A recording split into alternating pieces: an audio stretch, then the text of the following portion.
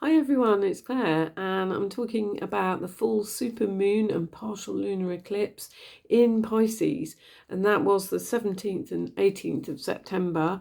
And I'm just really catching up because I've been a bit ill actually, so I had a virus, so I'm just doing this a little bit late.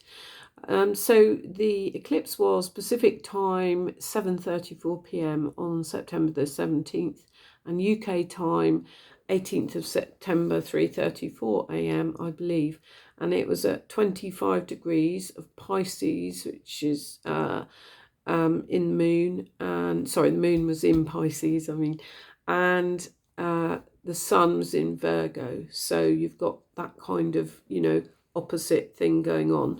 It's a supermoon, so it's closer to Earth and stronger and shines a light on the truth and partially hidden things. So this is an important period.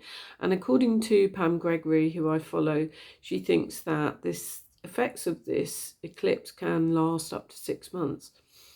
And the moon is conjunct Pisces Neptune, and it links with Pisces, can link, according to her, with the immune system, blood, lymph.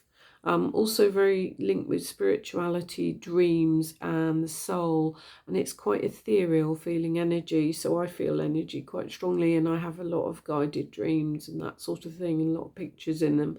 And that very much links with how Pisces, I think, operates. And it can give some very meaningful messages. And it's good to have a dream diary.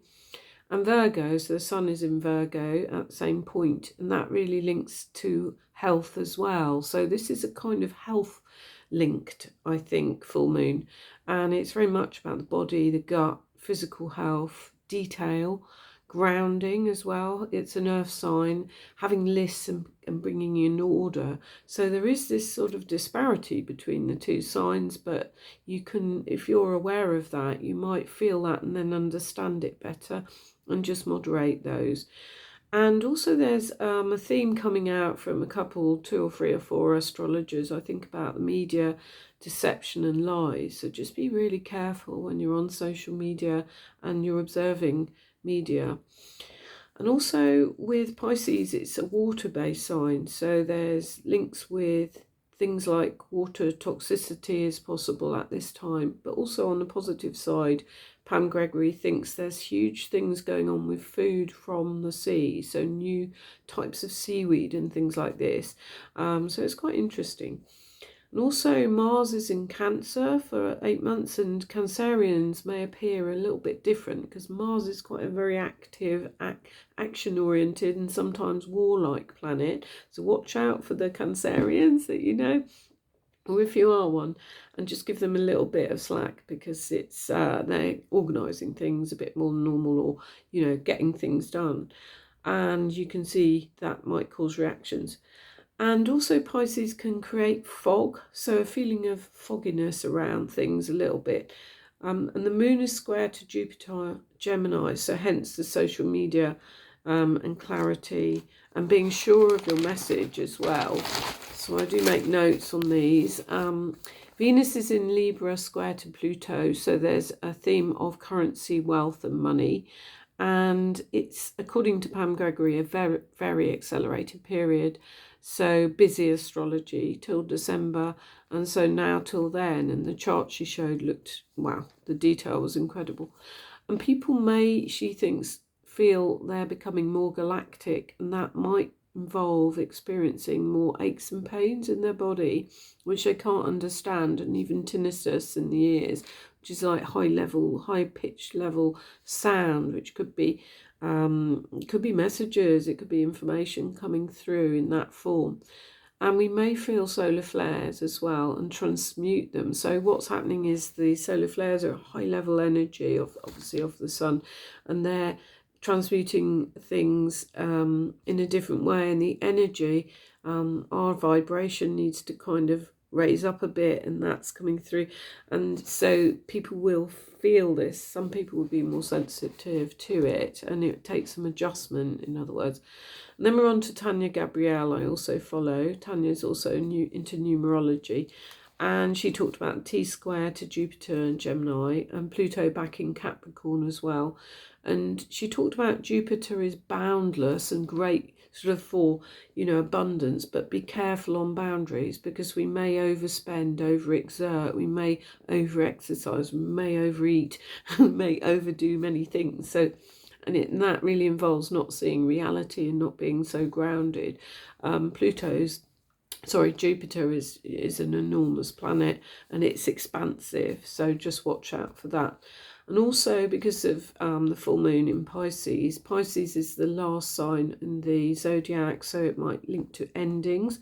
And Pluto's in 29 degrees of Capricorn, and that's the last anaretic, I believe, is the last degree, and that can link to powerful endings as well. But also there's this thing about top-down stuff happening still, and this last-ditch attempt with Capricorn to get things through, like from a top-down way, and there might be power struggles going on. So with people crying out, no, we want this, but the higher authority people go, no, we want it this way.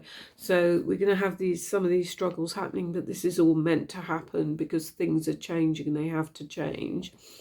And then Tanya talked about the numerology numbers, and that it sort of translated into secrets hidden and things to see that are not clear, but beginning to clarify. And also that Pisces is very creative, imaginative, spiritual, and that Virgo is healing, reality, earth, real, and abundant. And Jupiter is in Gemini, and it can link to travel, communication, connecting with the planet and nature.